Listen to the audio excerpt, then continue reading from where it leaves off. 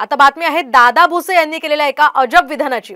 1 रुपयात पीक विम्याच्या अर्जासाठी शेतकऱ्यांकडून 100 रुपये वसूल करणाऱ्या सीएससी चालकाची नाशिकचे पालकमंत्री दादा भुसे यांनी अप्रत्यक्षपणे पाठराखण केली आहे। सीएससी चालक 100 रुपये घेतो, मात्र शेतकऱ्यांचे 2 ते 5 हजार रुपये वाचतात, असं दादा भुसे चक्क म्हणाले।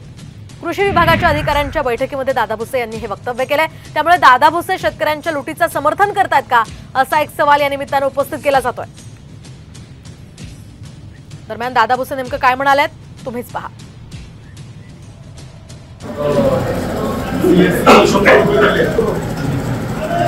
त्याचे 2, 4, 5 हजार रुपये वाचले त्याचं नाही, ते 100 रुपये सीएससी वाल्याने घेतला।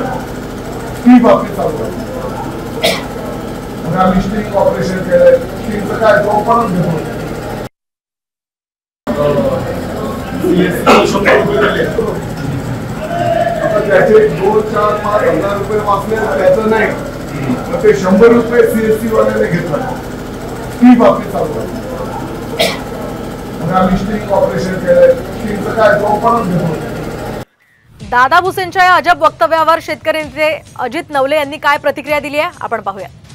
विमा सेंटर चालकांकडून 1 रुपये विम्याच्या बदल्यामध्ये 100 रुपये घेत असल्याचं स्ट्रिंग ऑपरेशन साम टीव्हीने केलं। यावर प्रतिक्रिया देत असताना हजारो रुपये मिळत असतील तर 100 रुपये गेले तर काय बिघडेल, अशा प्रकारची प्रतिक्रिया जर जबाबदार मंत्र्यांकडून येत असेल तर ती अत्यंत खेदजनक अशा प्रकारची गोष्ट आहे। दादा भुसे साहेब या राज्याचे कृषी मंत्री राहिलेले आहेत, त्यांच्यासारख्या माणसाकडून अधिक जबाबदारीने वागण्याची अपेक्षा आहे। मात्र ते जर अशा प्रकारे वक्तव्य करत असतील आणि सेंटर चालकांच्या लूटमारीला पाठीशी घालत शेतकऱ्यांवर एक प्रकारे अन्याय करणार असतील तर यासारखी दुसरी संतापजनक गोष्ट असू शकत नाही।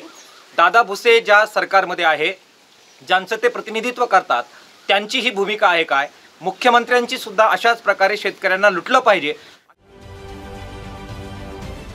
महाराष्ट्रातील सर्व बातम्यांचे विश्वासार्ह व्यासपीठ, सकाळच्या सर्व सोशल मीडिया प्लॅटफॉर्मला लाईक, फॉलो आणि सबस्क्राईब करा। तसंच सर्व नोटिफिकेशनसाठी बेल आयकॉन प्रेस करायला विसरू नका।